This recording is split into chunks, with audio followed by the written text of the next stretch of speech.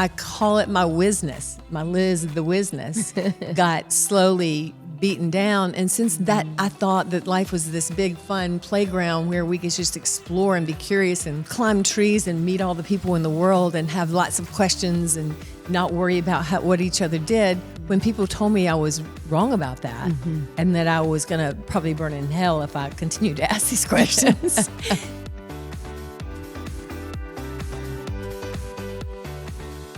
No calls, please. No calls, please, because Okay. you're not going to get any calls. You think you're important. I'm not important. I'm just, I just shrunk you. yeah, you can't shrink me. You could try. You can try, but you're not succeeding. Many people have tried to shrink my ass. Honey, I shrunk the kids, but you can't shrink Liz. Welcome, everyone, to the podcast today. Hi, Lee. Hi, Liz. You look pretty tall and happening. Ooh. Yeah, she doesn't look like she's shrinking. I'm not shrinking. I'm growing taller by the minute. Yes. In theory and in reality. Are you really growing taller? No. Somebody asked me Pilates. yesterday how tall you were. What'd and you say? I guessed at 5'5". Am I right? What are you? 5'3"? Yeah. Yeah. I was great. I was not gonna shrink you. I was bringing you on up. Right, I know, because you think short people are valueless. I cannot believe you just said that. You just said that? I would never feel that. No, I don't feel. But you like being I don't feel tall. like anyone has value. Less value based on their height? Based on your height? No. That's based good to know. on some other things. Based on some other things. So yeah. Wow. We're really getting at it in this podcast episode about being unapologetically you. So it doesn't matter what height you are. It's about being Height is you. Height is no genetic. matter We can't do a what. thing about that. That is true. We just can't. That's what I always tell you when you shame me for being short. I don't shame you for being short. I think you're beautiful. I would not want you another height. Thanks, babe. You're welcome. Okay, so how are you doing? What's up? I'm great. We were just before this talking about, speaking of not shrinking. Yes. It's talking about your Viking shows that you watch. Wow, we got it. There's another one. A new one. I mean, it's Is not it? even new. It's not even new. And I realized watching it last night, I read the book. It's about Uhtred Bamberg. I know all my Viking making people shit out up. there have already watched it, and they're like, Liz, you're so 6 months behind. But I just now got into it last night. Myself and my Harris Teeter chicken and my, broccoli and sweet potato. And I was going strong at it. It's so good. Good. And it's sort of where the Anglo-Saxons sort of come in together, where they all, there's the Vikings and they've gone into Britain and they've gone into, it's just a mess. But now they're coming together. There's a lot of fighting. There's a lot of sex. There's a lot of blood. It's amazing. I love it. So that's a very interesting wind down scenario at your house of how you like to prepare for bed. Oh, I slept like a baby. Yeah. Yes. I'm True. so glad. Truly. Well, I missed you. I'm not with you this week, so I Yeah. missed you and I slept like terrible and it's just terrible. Sorry. It's okay. It's all right. Yeah. It's fine. Yeah. All right. Well, talk to me. Talk to me, baby. We're going to dive right in because what you are not, even though you are in a beautiful shade of purple and lavender, you are not a shrinking violet. And we're going to delve into why. Well, I haven't always not been a shrinking violet. Are you showing things? I've got a button loose. Oh. I assume we're defining that as being, feeling less than worthy to be in a room. For example, yes. And trying to shrink away so that you're not noticeable or you fit in or you are accepted. That's right. And all of my life I tried to do that. Interesting. All of my life I tried to do that. Ooh. How about you? I mean, I'm going to go right on back at me in a minute, but I want to hear about that first. Tell me. Let's think. Yes. Yeah. Yeah. I have been shrinking up into a point. Becoming a mother unshrunk me a little bit because you kind of have to go, You have to. fuck it, I got to raise some children here. But I think that I allowed myself, in order to be, a good girl or do the right thing, probably shaved some edges off of who I actually am over time. So yeah, I think a lot of people probably have experienced this in one way, shape, or form at one time or another. Another question in their lives. Do you think that men and women both have a shrinking issue? Okay. We do know that Maybe when it's we're not cold. we're not going there. But if we were to go there, we know that that is wrong. We're talking about. We are talking about personality. How many feeling, men soul. have you ever seen walk in a room and try to make themselves smaller? I haven't seen many. Not a lot, not the majority. Not And the so majority. when I say I've tried to do it all my life until I didn't, even though I was aware of the passion that and the fire and who I was, I felt that it was either not good enough or that it was wrong, and the society and in particular religious teachings that I was growing up in were telling me that I needed to behave in such a way that I needed to sort of blend in so nobody noticed that that wasn't who I was. Were there certain behaviors that were, that you knew you were blending in specifically, or was just that like your womanhood? I've never really been comfortable in my skin, honestly, until I got to be older, because I literally, it's funny, I was just writing a thing about growing up in the Baptist church and, really not buying it, but also learning it and it really getting under my skin. Yeah. While it didn't feel comfortable in my skin, I think I gleaned some of the beauty of it, and I also sadly got some of the horror of it, which makes, pretty much religious teachings can tell you unless you do, thus and so, you're going to just go to hell and burn for eternity. Yeah. And at least they tell you that in the Baptist church. So Fire and brimstone will always shrink your ass down. Yeah. So that'll shrink you down. That'll make you behave. That'll put you in the corner. That'll keep you from speaking up and questioning authority, and especially male authority, because notoriously most religious teachings, whether you be Judaism or Christianity or Islam, these are men religions written by men, and all the men are running the churches, the synagogues, the whole thing.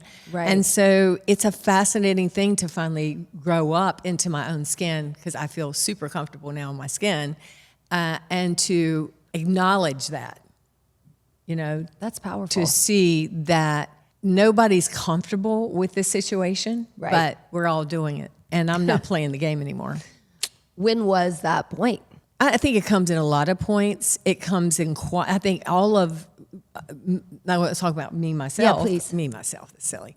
But for me, it was in quiet ways as a teenager, as a young adult, as a new mother, as a new married mother, a new married woman, just in quiet ways, rebelling quietly by doing my own reading. It's fascinating. We had a couple weeks ago, Colleen, she said she was very spiritual, and she started reading Buddhism and things. I mean, I did everything from Wiccan, which good things, to Buddhism, to everything, to really question, like, why am I not comfortable in my skin? Right. Why don't I believe this stuff? And this is just the religious aspect, which I'm going to, and there's so much more to that. But once you quietly start expanding yourself, then you can decide when you want to outwardly show who you are. And it takes bravery and it takes courage.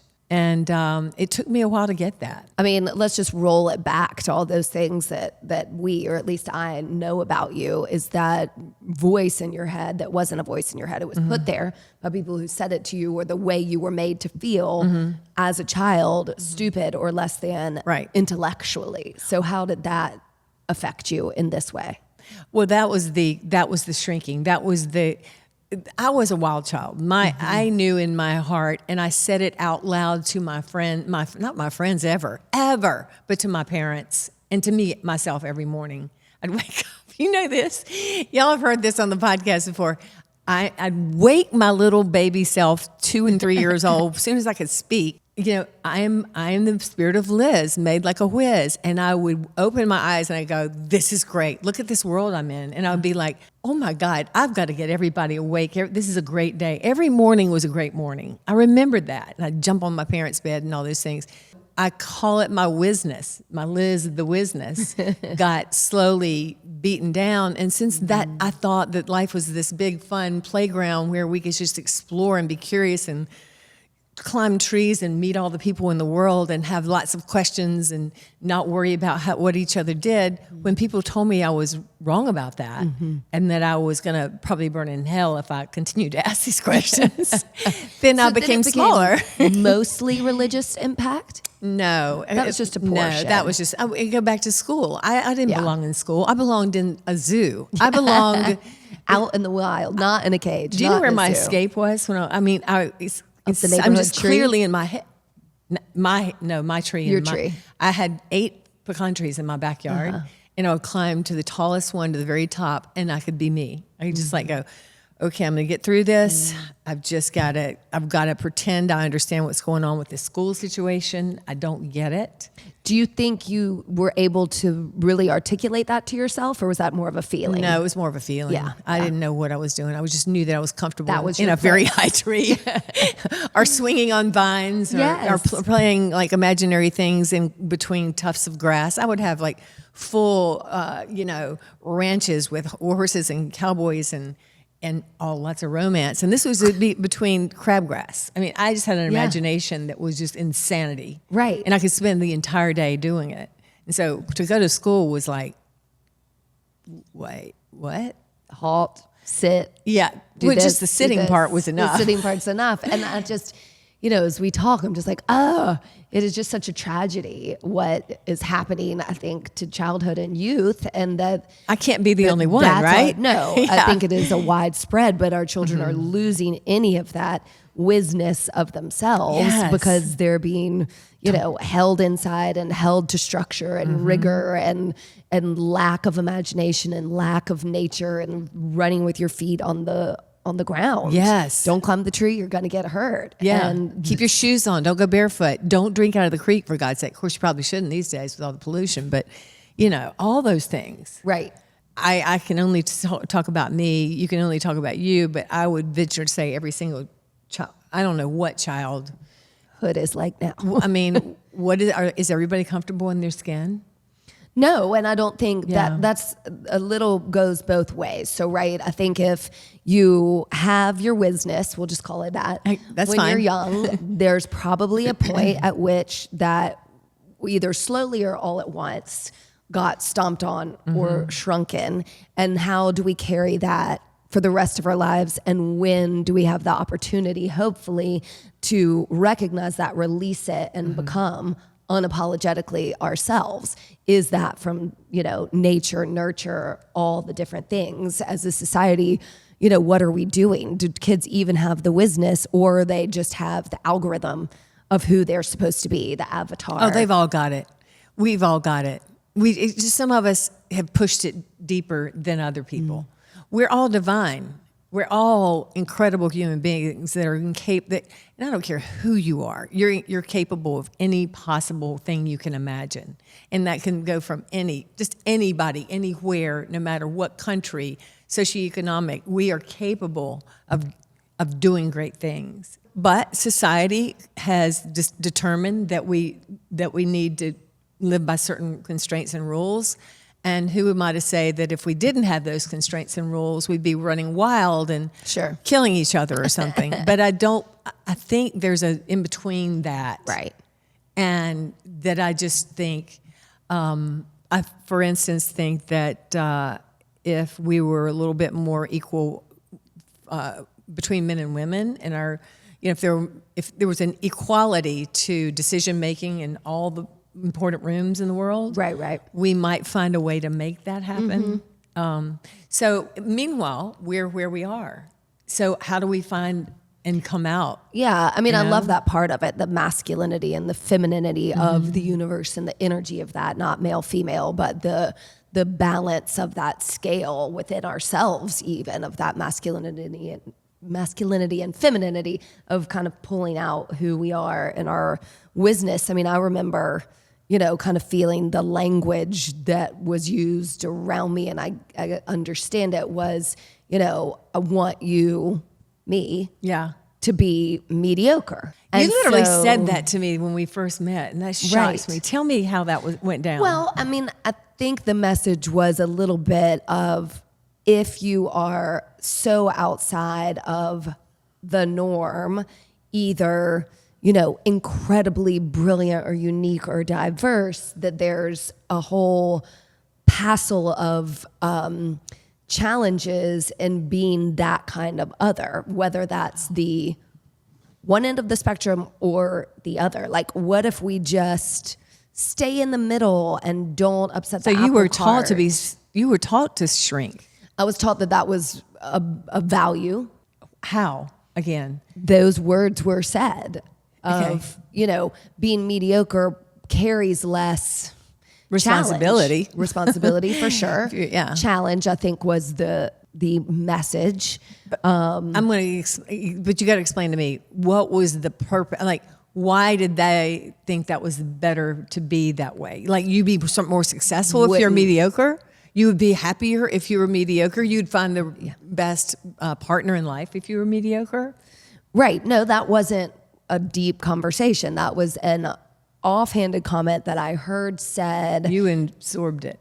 that was completely absorbed. I mean, it was said, of course, more than once. Like, you would say to your girlfriends, like, well, I wouldn't want my kid to be at the top of the class. That's just too hard. Right? I get your confusion. Yeah. I'm Yeah. just telling you, Yeah. where do you think that comes from? The generation above and the generation above. So that was one of the things that was language that I heard, that I absorbed, that I never really thought was right, wrong, or indifferent. I heard it. Did I believe it? I don't think so. Yeah. But it was just interesting. So I'm Liz the Wiz. Who are you? Lee the Flea. No? No, You're I just don't amazing. know. I think you're still doing that. You're still kind of, bringing that out in you. Well, I don't think I named it for myself or felt that for myself Yeah. in such a form that you did, that was Yeah. so imaginative. I mean, I'm a lot more, and always have It been. wasn't even imaginative. I just knew who I was. Well, you are. No, I know. And you are imaginative. So your Yeah. ability to visually see things and feel things like that is bigger. You express bigger sometimes than I do. Yeah, and that's uncomfortable. I mean, I would have given anything to have been the girl in school like you, because you really were smart, and I think that's your superpower too. You were really your Is it? ability to really comprehend and put things together. And No, I You know. disagree fully with that. You That do? you would not want to be her because you're not her. And so I get that we hope that the grass is always greener to help us get Yeah. through a part that was challenging for us. I don't think we would have been friends in school. Oh my God. You were too smart, and you were too I together. wasn't too smart at all. I was tried my best and did the right thing, because that type of school environment worked for my learning style, my habits, my personality. It didn't work for you. So we are both smart women. And at times, agreed. both probably looked at not each other, because we weren't at the same age. Yes. We were not compatriots in grade school. We would have been But friends. there was a Lee and there was a Liz for me. There's always a Yes. Lee or a Liz for you. Yes, A Rob or a Bob. That's true. that you You're wanna exactly be right. At different stages of life. Isn't there, a high school person that you envied or coveted? Yes. Isn't there a marriage, God forbid, or, a child or a career or a body, anything that we look to covet, and that helps us put our own wizness down? That's one of the biggest culprits, is that comparison is that thief of joy problem, where That's you true, forget comparison. how good you really are when you just think, I need your traits. Exactly. And because nobody's really telling you that. They're saying you have to do these certain steps to be acceptable and smart and amazing and successful. Right. And part of that could be you need to be mediocre, so you're quiet and you just get there quietly. Right. I think quiet's a good, yeah. better term for Yeah. that tracks. Yeah. And it's funny. I mean, I've always been sort of this kind of reckless, I don't know, didn't quite know where I was going to fit in. And I was thinking about a story the other day where I was with, in the 7th grade, when it's so important that you fit in. It's just so important. And I had gotten this new dress. And by the way, I was coming out of buck teeth. I still had buck teeth. And I was just trying to look pretty. And I didn't think I was very pretty, but I had this great dress that I thought was really pretty. And I had a friend of me to go, you're just trying to be a celebrity. Look at, and I was doing the whole pointing with my girlfriends going, look at her. She just thinks she's a celebrity. Well, for some reason, that devastated me, you know? Yeah. Because it was 7th grade. And I kind of knew I looked good, or I thought I did. And then I went, oh man, you got to start again. You're just, you know, it's just the craziness. It's so sad. Yeah, but some of that is still, some of that 7th gradeness can still be with you in your adult years. I think you don't want to be pointed out sometimes. No. You just want to I'll just be over here. And, you know, obviously you and I have come out of our shadows in so many ways, you know, just coming out for one thing. But I'm not afraid anymore, except when I am in this political environment, to speak my mind. You know, I have to really say that in a caveat because it is very troublesome sometimes. But now I think it's very easy to be myself right now. That's good. That's good. I mean, I feel like we're all over the board, but I think that's the important part about this discussion is that recognition that throughout our lives, time and time again, we can raise our hands and go, yep, I feel uncomfortable. I've felt uncomfortable for whatever reason because we didn't fit in, because someone said something to us, whether or not they meant to harm us. I think there's so many things that we hold on to because even though we know that maybe that little girl that said that has her own issues, because now we're adults and we understand that. We get it. So what are the steps we can do to go to, you know, we kind of talked about this a couple of podcasts ago, that we can do to get through these uncomfortable, like if you're not comfortable in your skin, if you feel like you're compromising your life, which I really think so many people are, because I see them doing it. Sure. Sometimes I feel like I'm almost empathetic, or what is it called? An empath. Empathic, like because feeling I can see what's going on and who they are for some reason, but I can see them not doing the life that I can see looks. Well, I mean, I think there's so many steps, and the first one is that awareness. I mean, then it's going to go directly to movement. So I think taking that, what I always call the inventory, the moments to feel the feelings when you do feel uncomfortable, to go, does that go back to when Johnny told me that I had buck teeth and Mary said I looked silly? And so that's coming again, and that feeling of embarrassment or shame or whatever it was is back. Because that feeling is still embarrassment and still shame. And then finding the places in your life where that's maybe recurring. Is it at work? Is it from a boss? Is it from a colleague? Is it from a partner? Is it from, you know, a parent-child relationship, and how to address it? I think the huge part of this is movement, because feeling comes out more when you move, when, you know, talking about children getting to play outside. Yeah, you definitely want to feel it and own it, but you also have to get on the other side of it. You have to move through it.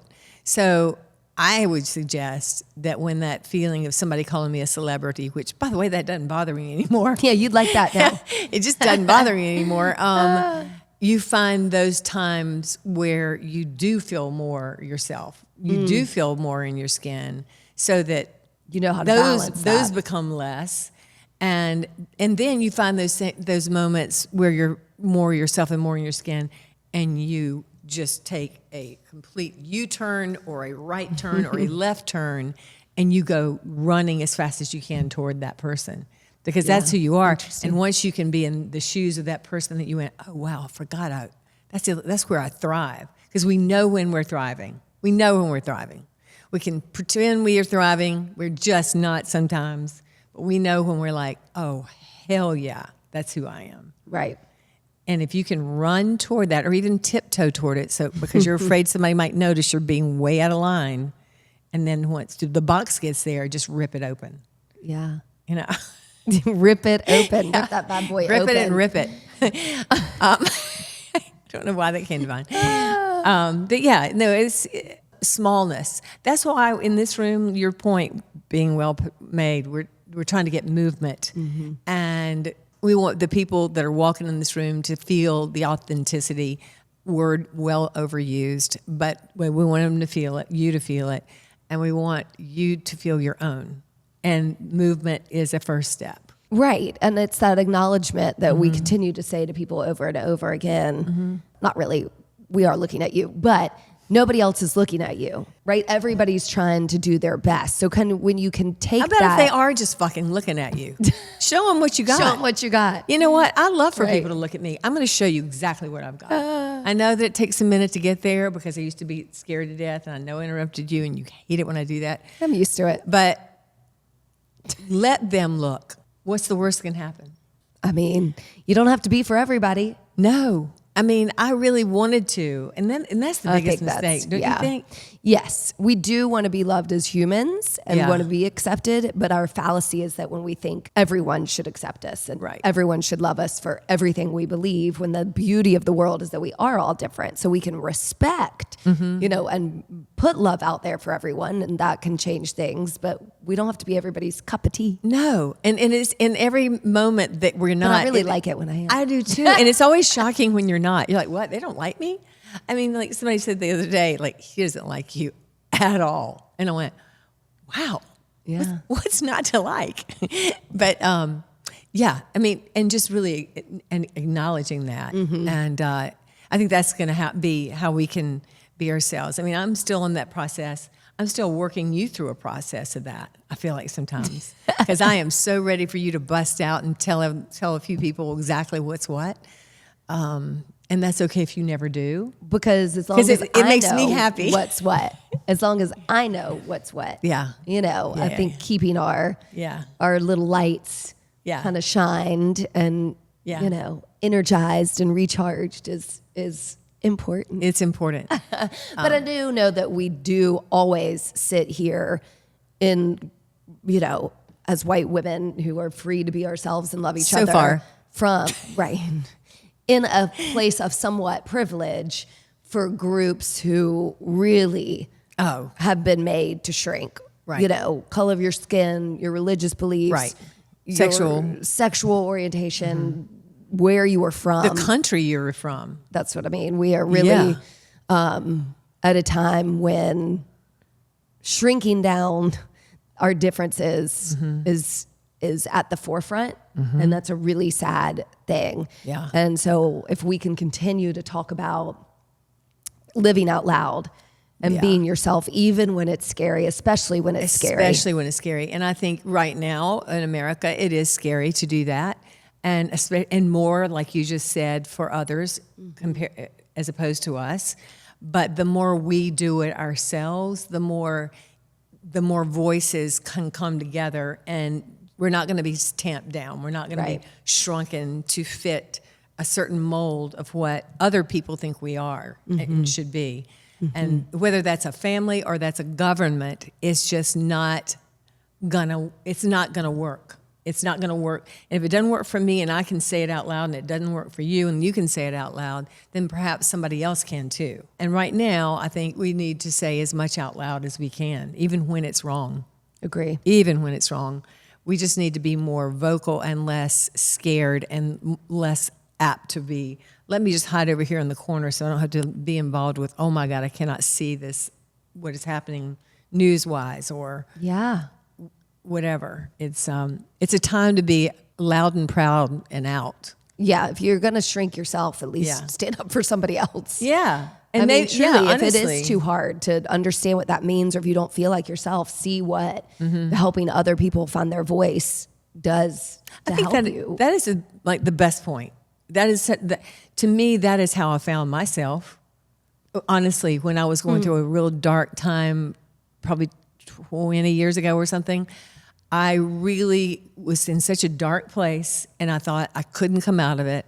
And the way I came out of it without knowing that was the key was I reached out to help other people in a big way.